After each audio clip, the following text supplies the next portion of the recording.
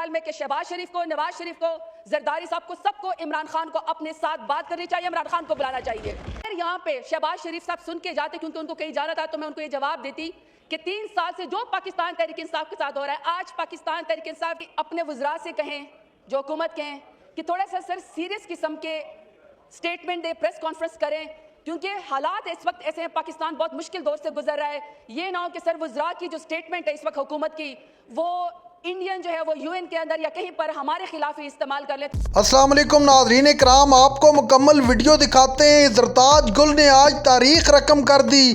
भारत को जलील करने के बाद असम्बली के अंदर शहबाज शरीफ और नवाज शरीफ को भी धोकर रख दिया।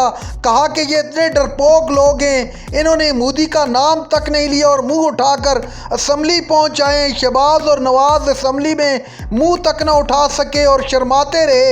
ज़रताज गुल ने कहा कि इमरान खान को बुलाएं और एपीसी बुलाकर इन तमाम चीज़ों का हिसाब लिया जाएगा इनसे। जो बुज़दिल भारत ने रात के अंधेरे में हमारे मुल्क के पाकिस्तान के ऊपर हमला किया, वो पीपल्स पार्टी के ऊपर हमला नहीं था, वो PMLN के ऊपर हमला नहीं था, वो जमात इस्लामी या MKM के ऊपर हमला नहीं था, वो PTI के ऊपर या किसी भी सियासी जमात के ऊपर हमला नहीं था। वो हमला था, वो मेरे मुल्क पाकिस्तान के ऊपर हमला था। और मेरा मुल्क सलामत रहे, मेरे मुल्क का सब्ज़ हिलाली परचम ऊंचा रहे, मेरा मुल्क सलामत रहे तो सियासत भी होगी, आपस में लड़ाइयाँ भी होगी, किसी बात पे इत्तफाक भी होगा। अगर यहाँ पे शहबाज शरीफ साहब सुन के जाते क्योंकि उनको कहीं जाना था, तो मैं उनको ये जवाब देती कि 3 साल से जो पाकिस्तान तहरीक इंसाफ के साथ हो रहा है, आज पाकिस्तान तहरीक इंसाफ दिल बड़ा करके सिर्फ पाकिस्तान की खातिर यहाँ पे आज आई हुई है, क्योंकि ये मुल्क हमारा है। दिल भारत की ये फितरत है कि जो कुछ भी वहाँ पे होता है, जो कुछ भी उसका फेलियर होता है, वो उसका इल्ज़ाम पाकिस्तान के ऊपर लगाता है। और इसको आदत है कि ये रात के अंधेरे में हमला करता है, हमारी मसाजिद के ऊपर, हमारी मदारिस के ऊपर, हमारी सिविलियंस के ऊपर, बेगुनाह शहरियों के ऊपर और हमारे वाटर रिसोर्सेज के ऊपर जो उसने हमला किया। ये दुनिया को हमें बताना पड़ेगा। और स्पीकर साहब, जवाबी कार्रवाई का पाकिस्तान हक रखता है, और जो कल एयर डिफेंस में एयर स्ट्राइक पाकिस्तान की तरफ से हुई, हम उसको शाबाशी भी देते हैं और उसके ऊपर हम फख्र भी करते हैं। साहब, पाकिस्तान खुद दहशतगर्दी का शिकार है। पाकिस्तान में कोई ऐसी जगह महफूज नहीं है जिसमें पाकिस्तान में दहशतगर्दी ना हुई हो। हमारे लोग मसाजिद में महफूज नहीं, हमारे लोग इमाम बारगाहों में महफूज नहीं, हमारे लोग स्कूलों में महफूज नहीं, बाजारों में महफूज नहीं। कौन सा ऐसा लम्हा है? 80,000 से ज्यादा हमारे लोग वॉर और टेरर के अंदर पाकिस्तान के लोग जो है वो शहीद हुए, हमने कुर्बानियां दी। उसके बाद जब भी इंडिया एडवेंचर करता है, जब भी मोदी की वो RSS की हिंदुत्व जो उसके जहन के ऊपर सवार होती है, वो हर वाक़े का जिम्मेदार पाकिस्तान को ठहरा देता है। तो स्पीकर साहब, ऐसे मौका के ऊपर जब पुलगाम का वाक़या पाकिस्तान ने नहीं किया और अंधाधुन इंडिया ने उसका इल्ज़ाम पाकिस्तान के ऊपर लगा दिया, और उसके बाद रात को कल उन्होंने बुज़दिलाना हमला भी पाकिस्तान के ऊपर कर दिया और इंडस वाटर ट्रीटी को भी उन्होंने ख़त्म कर दिया। ऐसे में स्पीकर साहब, अगर यहाँ पे शहबाज शरीफ साहब होते तो मैं उनको ये ज़रूर मशवरा देती। कहते हैं ऐवान में नाम नहीं लेना चाहिए, लेकिन बिलावल भुट्टो जरदारी साहब यहाँ पे बैठे हुए हैं, और यहाँ पे अगर मौलाना फजल रहमान साहब भी बैठे तो मैं उन सबको एक मशवरा देती कि अगर राहुल गांधी, जो कि राइवलरी है उसकी मोदी सर से, अगर मोदी उसके पास चल के जा सकता है पुलगाम वाक़ये पे, जो कि झूठा है पाकिस्तान के खिलाफ बयान स्ट्रेंथन करने के लिए, तो मेरे ख्याल में कि शहबाज शरीफ को, नवाज शरीफ को, जरदारी साहब को, सबको इमरान खान को अपने साथ बात करनी चाहिए, इमरान खान को बुलाना चाहिए, इमरान खान के पास जाना चाहिए, क्योंकि यही कौमी यकजहती का मौका है। और मैं उसकी रीजन आपको बताती हूँ। एक एक्स प्राइम मिनिस्टर और पाकिस्तान का सबसे बड़ा स्टेक होल्डर और वोट उसने लिया है। तो मेरा ख्याल में जब हमने अपनी अनाज छोड़ी है, जब हमने अपनी जिद छोड़ी है, तो मेरा ख्याल है कि आप लोग भी अपनी अनार रहने दें, आप लोग भी अपनी जिद छोड़ दें। पाकिस्तान की खातिर आप तमाम पॉलिटिकल पार्टीज की एपीसी बुलाएं, और इमरान खान के बगैर एपीसी ना हो, आप इमरान खान को भी प्लीज बुलाएं, अपना दिल बड़ा करें। ख्वाहिश ये भी थी कि वज़ीर आज़म साहब यहाँ पे क्लियर एंड कट मैसेज देते, हमें बताते कि आगे का अगला हमारा लाए अमल क्या है।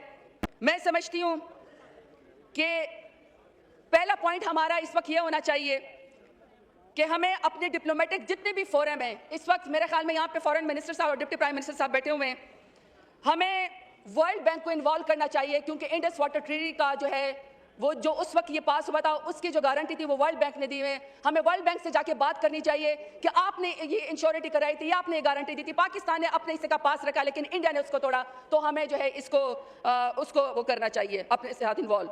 स्पीकर साहब, इंडियन इमिग्रेशन पे बात करनी चाहिए। इस वक्त मेरा ख्याल है कि जितना भी हमारा फॉरेन ऑफिस है, उनके डेलीगेट्स और जितने भी पाकिस्तान में کسی بھی تمام ملکوں کے جو ڈپلومیٹس اس وقت پاکستان میں کام کر رہے ہیں ان سب کے پاس ہمارے فارن منسٹر سے ڈیلیگیشن جائیں, وہاں جا کے بات کریں اور مودی کی کرتوت اور عمران کی کرتوت بتائیں. انڈس ٹریٹی سیل جو ہے ہمیں پرماننٹلی ایک انسٹیٹیوشنل باڈی کریٹ کرنی چاہیے. وہ سیل جو ہے وہ انڈس واٹر ٹریٹی کی مانیٹرنگ کرے مسلسل, اور سر ہمیں بتائے کہ اس وقت جو انڈیا کی ایگریشن ہے یا جو ہمارے انڈس واٹر ٹریٹی جو دنیا میں یا ورلڈ بینک سے یا ICJ میں جا کے جو ہمارا مقدمہ لڑ رہا ہے تو وہ انسٹیٹیوشنل باڈی ہمیں بنانی چاہیے. سر میرا اگلا پوائنٹ یہ ہے کہ ہمارے دور حکومت میں نیشنل واٹر پالیسی آئی تھی, ہمیں اس کی امپلیمنٹیشن کو انشور کرنا چاہیے صوبوں کے ساتھ, اور صوبوں میں سر ہمیں تمام صوبوں کے حقوق کا خیال کرنا چاہیے, اور اسپیشلی سر جو اس وقت صوبہ سندھ ناراض ہے پانی کے مسئلے پہ, سر ہمیں اس کو ضرور انوالو کرنا چاہیے. پھر سر میری گزارش ہے کہ سر کائنڈلی اپنے وزراء سے کہیں جو حکومت کے ہیں کہ تھوڑا سا سر سیریس قسم کے سٹیٹمنٹ دے, پریس کانفرنس کریں, کیونکہ حالات اس وقت ایسے ہیں, پاکستان بہت مشکل دور سے گزر رہا ہے. یہ نہ ہو کہ سر وزراء کی جو سٹیٹمنٹ ہے اس وقت حکومت کی وہ انڈین جو ہے وہ UN کے اندر یا کہیں پر ہمارے خلاف ہی استعمال کر لیں, تو سر ہمیں کوئی غیر ذمہ دارانہ اس قسم کے جو ہے سر ہمیں وہ نہیں کرنے چاہیے.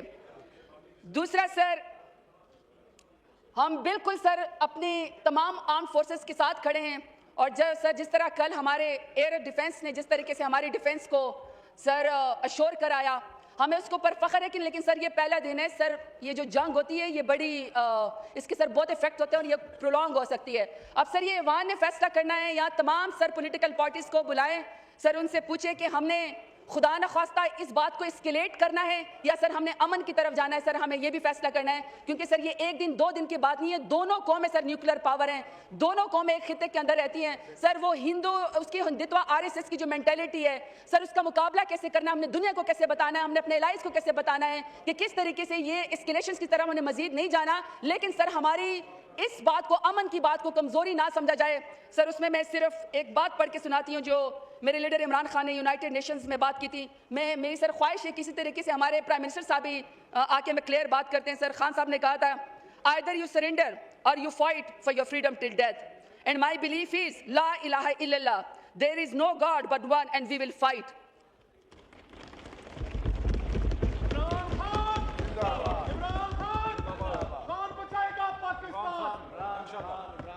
بہت شکریہ اسپیکر صاحب. پاکستان زندہ باد, پاکستان زندہ باد, پاکستان زندہ باد, عمران خان زندہ باد. الحمدللہ. ناظرین کرام, آپ نے ویڈیو دیکھی. سب سے پہلے پوری قوم کو مبارک ہو. پاکستان کی بہادر افواج نے بھارت کو پوری دنیا کے سامنے نہ صرف ننگا اور رسوا کر کے رکھ دیا, بلکہ بھارت کو منہ کی کھانی پڑی. جارحیت کرتے ہوئے وہ یہ بھول گیا تھا کہ وہ کس کے ساتھ پنگا لے رہے. پاکستان کی آرمی نے اتنی بہادری کے ساتھ بھارت کو سبکی کر کے دکھائی کہ بھارت آنکھ تک نہ اٹھا سکا اور داڑیں مار کر رونے لگا اور کہنے لگا خدا کے لیے اس جنگ کو ختم کرو.